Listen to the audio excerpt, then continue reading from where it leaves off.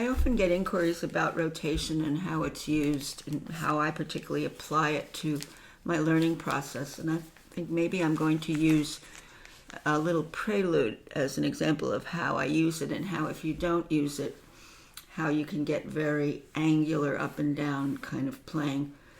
This particular little prelude is the E minor BWV 941. And it starts out, it has a little subject of its own when it starts. And it has a broken chord. It has a 4-note arpeggio going up from the root to the third to the fifth to the root. And then it meanders down from that. So if you use a rotation, you get a curvaceous kind of subject. And that's the way I actually see it on the page and the way I can personally sing it to myself. And singing is always a great way of phrasing at the piano because it gives you a vocal model in which to emulate. So it has a rest and it has an opening broken chord from root, third, fifth root, as I said. So you have this offbeat and this rolling. Now, if you have an offbeat, you're not going to fall down on the and of one because it's in 3/4 time. You want to think of rest and then going up a hill to the highest note. And that's where I use my rotation this way, rest.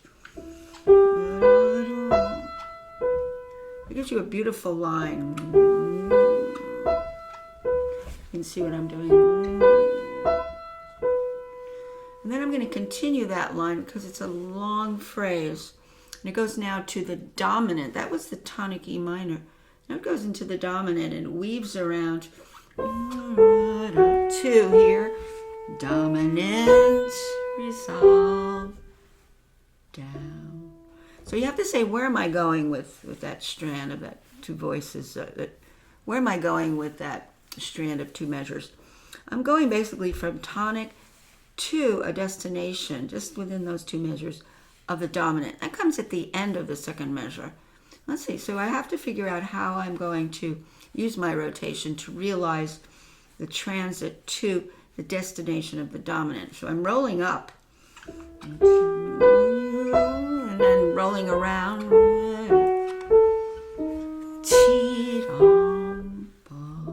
So I went to the dominant root. The dominant root of E minor would be B because the dominant of E minor is B, D sharp, F sharp. So I actually decided I needed to get to that very end of that B because then it came down in the third measure back to the tonic. So Ti-dom, less. Now there's a lot of things you do there. You not only do rotation, you not only know where you're leaning toward a particular harmony, which is the dominant, but you also have to use alternating arm weight to fall down. So if you're coming down from here to here, so this is slurred, Ti-dom, less, least. Now that's not rotation, that is alternating, varying your arm weight. So you start with less arm weight, you roll in with your rotation, you roll around, Ti-dom, bom.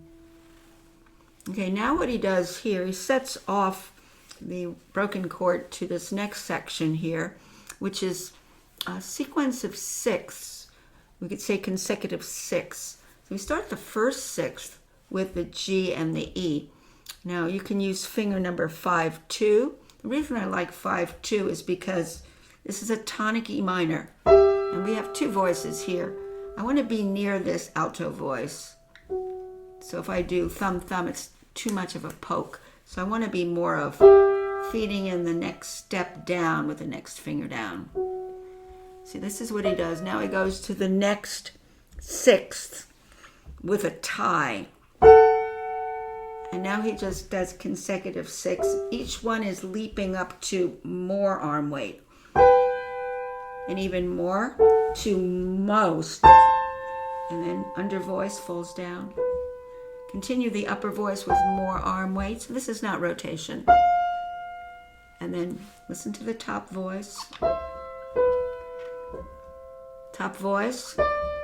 Under voice, less arm weight. Back to the upper voice. And then we have a passing dissonance or suspension. So, there it is, that passing blur. So that's a whole first section. Now, what I tell students to do when they see two voices, which come in the third measure, I tell them to separate the voices. In other words, to do this first. Then, bum, 3, 1, 2, most tight, and then fall down. 1, it's the top voice. 2, 3, 1, and 2. Took away the trill just to hear the principal note. And of course, they can do the lower voice when those two voices come in measure 1, 2, 3. It's the end of the third measure. They can do this. Separate. 1, 2, 3, 1, 2, 3, 1, 2. There's a pattern to that. 1, 2, 3, 1, 2, 3, 1, 2, 3, 1, 2, 3, and you're done.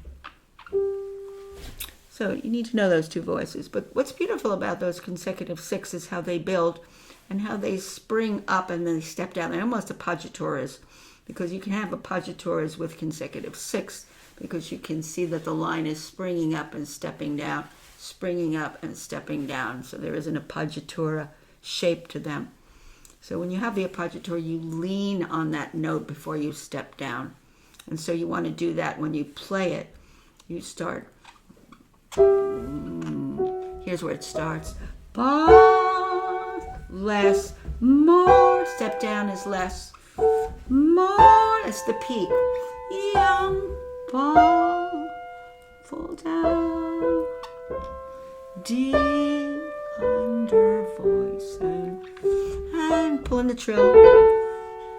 Bottom. Okay, we haven't done the left hand yet. Left hand, we start with just a springboard third, which is introducing us to the downbeat. But the downbeat shouldn't be too forceful because it's just rolling into there's rotation.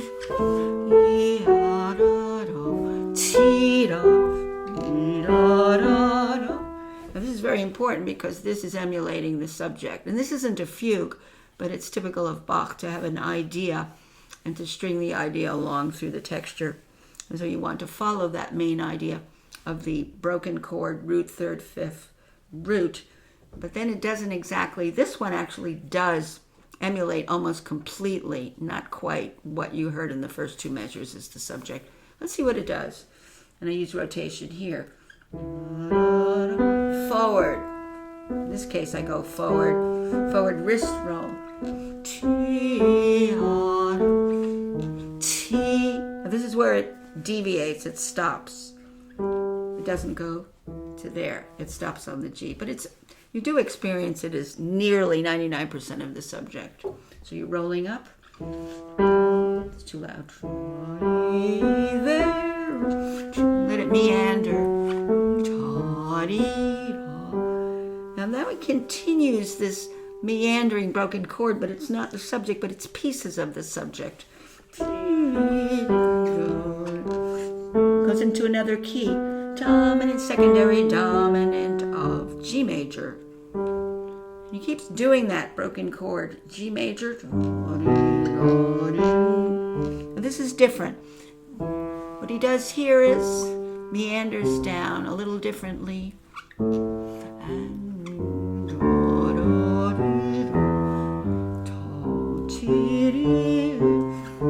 what I'm showing you here is I don't stiffen my wrist so that I play just fingers, but I let the flow of my wrist, which includes forward wrist rolls, rotations, different kinds of devices, to create a very curvy line here and not get that up and down angular pokey sound, because this is a very lyrical, particularly lyrical little prelude. Now in one place it's very interesting where he abandons the root, third, fifth, root essential beginning of the main subject, and he does something different. He does this.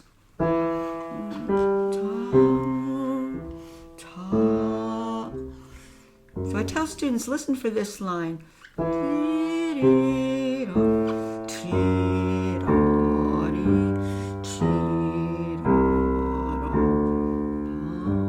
It's almost like I'm playing not the after beats, but the after beats or the second note, the alternating notes after those create off beats. And I'm not going to go to the off beats.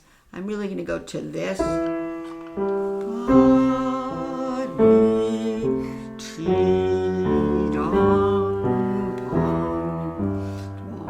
To the dominant of G major, secondary dominant.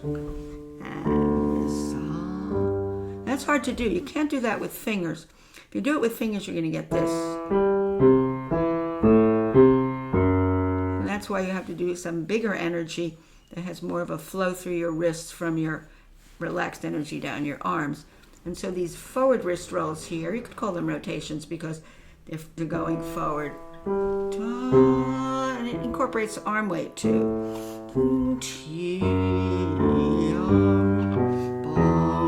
It's very curvy.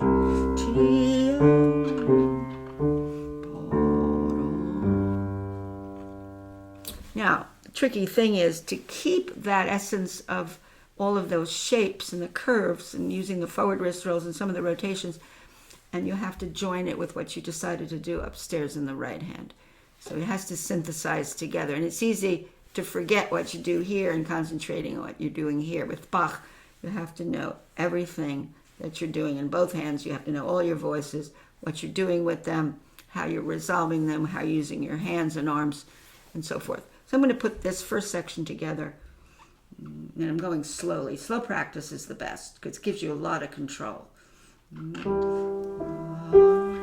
There now, and for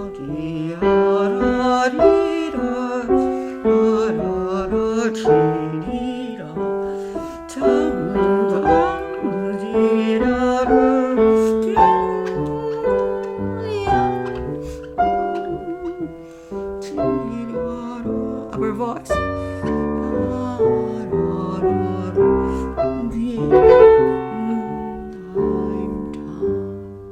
I could have concentrated a little bit more on that right hand because that has that intensity going up with the 6, with the appoggiated, I don't know how you'd say it, 6.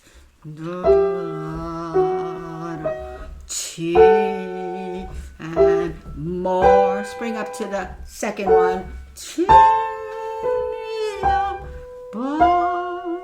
Falling down. Under voice and T. I'm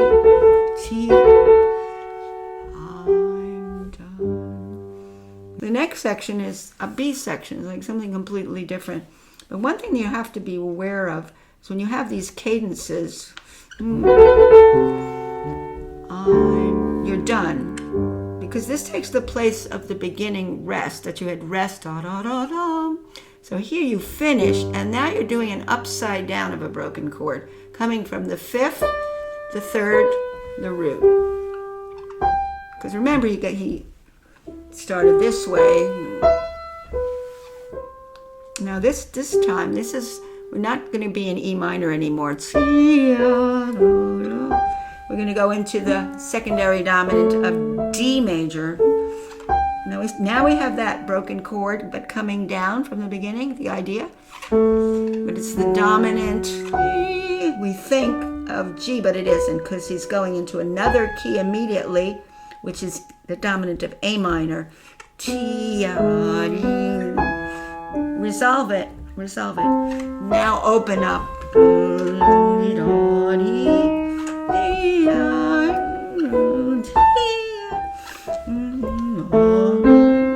2 voices. Falling down. Open up. Here comes the subject in the left hand.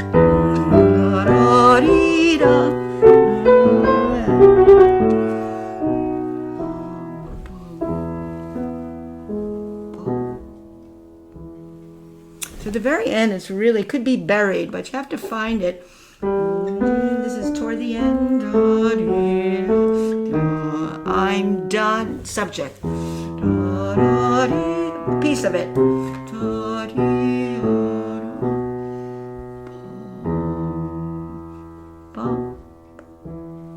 So beautiful. So the second part is different, goes into different keys, has sort of an attenuated broken chord in that it's 3 notes, not 4 with a double root. It's no double root anymore. It's just D major. I'm using rotation. A minor. Now back. E minor finally. Resolve. Roll around to there.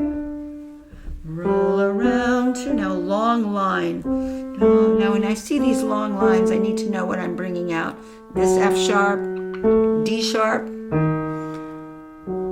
G, I'm done. Now subject. To the dominant resolve. Tuck in. So that's important, how you're shaping all of that. And again, the rotations, forward wrist rolls, stop the angular up and down finger playing, especially for this particular piece. In the right hand, we finished with the trill. I'm done. Now. So why do I do that? Because at the beginning I had rest. So I have the same idea here. When I finish one idea with the trill, I'm done. Now roll around. Listen to both voices. That's important. Reminds us of this, except it's the other direction, coming down that 4-note arpeggio or broken chord. You can see what, the essence of what he's doing, the ingredients of his ideas here. So the offbeats are very important because it's easy to go to do things like that, where you don't want to do that. You want to finish and then start the new idea.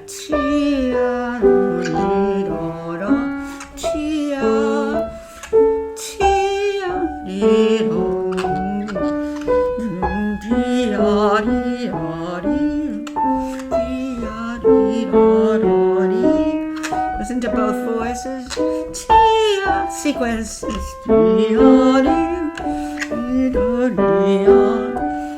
Now roll to the subject. At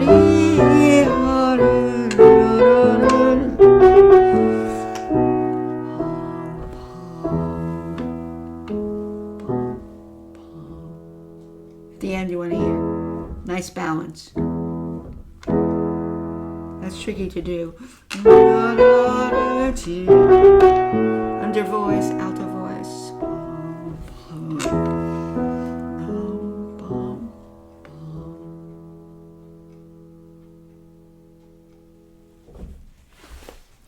So I hope this was helpful.